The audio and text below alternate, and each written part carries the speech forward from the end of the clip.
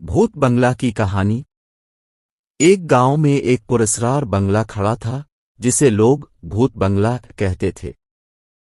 इस बंगले की तारीख बहुत पुरानी थी और लोग कहते थे कि वहां रात के वक्त खौफनाक आवाजें आती थीं और कोई भी वहां रात गुजारने की हिम्मत नहीं करता था। कई साल पहले एक अमीर शख्स ने इस बंगले में रहने का फैसला किया था, लेकिन उसकी मौत एक पुरस्कार तरीके से हुई थी। इसके बाद से ये बंगला खाली पड़ा रहा और गांव वाले इससे खौफ खाते थे। एक दिन गांव में 4 दोस्त आए जिन्हें खौफ से ज्यादा तजस्सुस था। उनका नाम अली, हसन, फहद और जैद था।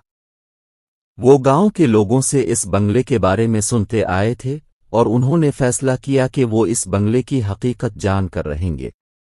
चांदनी रात में वो बंगले के करीब पहुंचे। बंगले की हालत बहुत खराब थी, दरवाजे पर जाले और खिड़कियां टूटी हुई थीं। जैसे ही वो अंदर दाखिल हुए, हवा का एक ठंडा झोंका आया और दरवाजा बंद हो गया। उनका दिल दहल गया, लेकिन उन्होंने हिम्मत नहीं हारी। अंदर जाते ही एक पुरस्कार सरसराहट सुनाई दी। अचानक एक दरवाजा खुला और एक बूढ़ी औरत की शक्ल दिखाई दी। वो औरत अजीब व गरीब लिबास में मलबूस थी और उसके चेहरे पर एक खौफनाक मुस्कुराहट थी। उसने कहा, तुम यहाँ क्या कर रहे हो? तुम्हें पता नहीं है कि ये जगह मनहूस है? दोस्तों ने इससे कहा कि वो बस हकीकत जानना चाहते हैं और अगर इस बंगले में कुछ है तो वो इसे सामने लाना चाहते हैं। बूढ़ी औरत ने उन्हें खबरदार किया कि वो इस बंगले में छुपे राज को न खोली, वरना उन्हें इसके नतीजे का उनके सामने एक भूत नमूदार हुआ जो खुद को बंगले के मालिक का रूह जाहिर कर रहा था। उसका चेहरा गमगीन और खौफनाक था। रूह ने उन्हें बताया कि वो किसी बदले की भूख में मुब्तला है और उसने कई लोगों को अपनी मौत का शिकार बनाया है। इसके बाद रूह ने एक सवाल पूछा, तुम में से कोई मेरी मदद करेगा?